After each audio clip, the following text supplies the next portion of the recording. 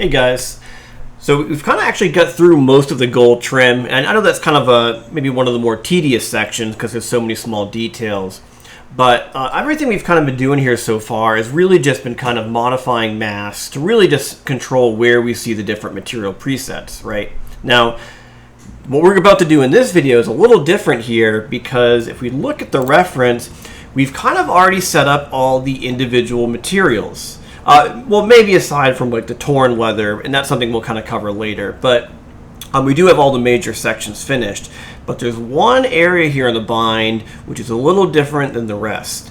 It's this darker section right here. Now, the thing that makes this part unique is that it's almost like an indented part of the leather, but it's still the leather material. Now, there's a couple ways we could do this. We could, obviously make a new leather material, make it a little bit darker, do our own masking techniques, and try to layer that in there. But I thought what I would want to do instead for this part is show you guys how, instead of making a new leather material and just, darker and layering it in those spots, what if we tried to somehow color correct and modify the other leather material so it looks like it's indented and the leather turns to a darker color in those same sections. So the really big difference here, again, just kind of recap what I'm talking about, is instead of us doing a darker leather material as a separate layer, let's try to somehow modify the leather material we already have to get the same effect. Now, both ways are going to be totally acceptable, and you guys are going to be able to be creative, figure out how you want to handle this. But I thought this would be a really good time to show you guys a couple new ideas and techniques on how we can use Painter. Now, to do this, when we kind of set up something for color correction, we don't want to go digging through new materials. We already have the leather material set up. And if we kind of go back to the group, you'll notice that really this was just one preset. We picked a color and kind of just left it like that. Now, the way to modify these materials, we're going to use this thing called a fill layer. Now, when I make a fill layer, I'm going to put it in the same leather group. You'll notice when I do this, the fill layer covers what we had beneath it. Now, we do have the leather's bump showing through, because remember how the height adds together through all the layers? We saw that before with the gold trim. But really, aside from that little, height addition thing going on, if you kind of see what the fill layer is doing, it's almost completely overriding all of the leather material properties. So you can really think of like the fill layer as being its own material. I mean, in fact, when you click on it, if I kind of go back and forth between these two, you'll notice like the properties look really, really similar. This one has them all on by default, like normal, metallic, color, but it's really the same thing. It just doesn't have the texture qualities of the leather. So this is almost like you guys going into the Hypershade in Maya and just making, a default Lambert, a blend. If you're using RenderMan, the Pixar surface material, this is just like an empty, clean material. Now, the cool thing about this guy is when you do a fill layer, you can kind of pick and choose what you want the properties to be and how we affect the layer beneath it. So what I'm going to do is name this. Let's call this Leather Dark. So I'm going to kind of name this according to what the property is going to be. This is eventually going to be the darker parts of the leather. Now, if we kind of look back on the reference, let's just kind of think about what are the effects happening to the leather in these different areas.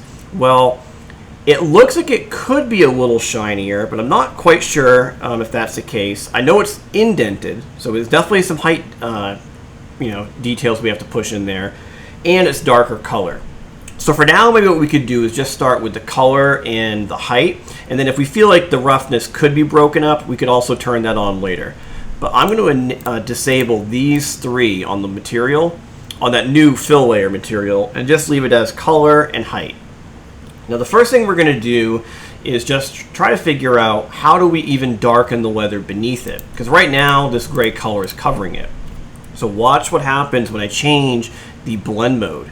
Because remember how when we were talking about these different material properties and how each one of them has a blend mode, and normal, in one of the videos we talked about how normal just covers the color beneath it. Watch what happens when I pick multiply, which is another really popular blend mode. When I tell the color to multiply against what's beneath it, let's turn that layer on and off. See how that gray, because it's still a gray color, the gray color is making the leather color beneath it darker. So this means now if you click on the base color and you just move that value up and down, like white to black, you're effectively controlling how bright that layer is beneath it. And you can tell that's part of the key to really figuring this out. So what I'm going to do is kind of drop this down a little bit, just so it's fairly dark and maybe visually would look close to what I would expect, in the reference. Now the other thing is going to be setting up the height. Now the height's not really going to show up until we kind of paint something, because if I push it down, the whole surface is going to push. I'm not really going to be able to tell if it's working. So let's just kind of leave this the way it is. And on this material right here, this layer, we're going to add a mask to that guy. So not just the group like we've been doing previously. This is going to be on the new fill layer. So let's add a mask. Okay. Oh, you'll notice that I have this stencil still enabled from the previous video. So once I'm on the mask, you can already see it's popping up down here in the properties. Let's just hit the little X on that and just completely remove the stencil, because we're, of course, not doing that at the moment. Now looking at the reference, I'm just going to do a couple really thin lines and see what this does. So we're going to zoom in here. Again, I think it's really easy to paint in 2D on this one. Okay, let's try to get, do a couple really thin ones between those little gold squiggly lines. Now I probably should have moved this one over a little bit more to the left, but it's going to be fine. We could have redone that and kind of got it a little more accurate. So we're going to leave this. I'm on a brush. You can tell it's a nice soft brush. We're going to paint white. So on this mask, we're going to add a paint layer, just like we've kind of done in some of the other videos. And we're going to zoom in. And I'm just going to bring this brush down quite a bit, because these are pretty thin. And I'm going to paint white on the mask. And watch what happens when I do that. So we're going to draw a straight line using that little shift click thing we've done a few times. So click, hold shift, draw right down the side. See how it's making a dark line? Okay, let's do it again right next to it, because I think there's two side by side. Let's do that. That looks pretty good. And this one's a little tighter because of that position, but that's all right. We'll just do it anyway. Shift click. Let's put one right next to it. Shift click right there. That looks pretty decent. Yeah, spacing's a little weird, again, because I kind of crammed this one in a little bit too close. But I think from a distance, this is still going to read totally fine. Now you'll notice that because we painted that white in that area, that little multiply effect we were doing, and I'll kind of go back here and play around with the value. See how when I move this up and down, I can kind of now see how dark it's going to make that area. Now the cool thing about this is once I've kind of got this set up, and obviously I keep painting more white detail, I can now adjust the height. Now if I take the height and go down, look what happens. We are actually getting those little indented details. Now, I don't want to push it too far, but you can kind of see how by doing a negative height, it's sinking that part of the leather in. So this layer in the material actually looks pretty good. Maybe one small critique, it's kind of hard to see here, but it does feel like maybe it's slightly shinier in those little indents. If we thought that was the case, what I could do is go back to the material, add roughness, and this means we need a lower roughness in those areas. So just by enabling roughness, going down here and lowering it down, I'm not sure how much it's going to show up. Yes, you can kind of see it in the reflection. See how it kind of gets shinier?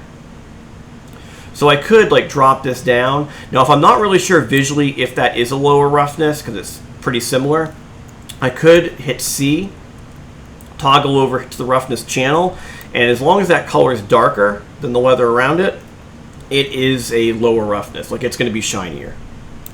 And I'll hit M to go back to material. Let's hold shift and move the light.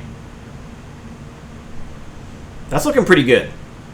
Alright, so you can see at this point we already have some nice details in there, and that's kind of how we can use a fill layer to begin setting up some very interesting material properties. And this concept we just did, this is kind of the first time we've seen it, this is probably going to be your most common way to add texture details to the entire book. So we're going to be using this a lot on the fabric and the other parts of the leather, and it's easily my go-to technique for like every material. I use fill layers and masks on that to modify the material beneath it for pretty much every single project. And on the next video, we're going to kind of continue doing this, but I'm going to show you guys how to use a imported resource to get some interesting little floral patterns on the side of the book.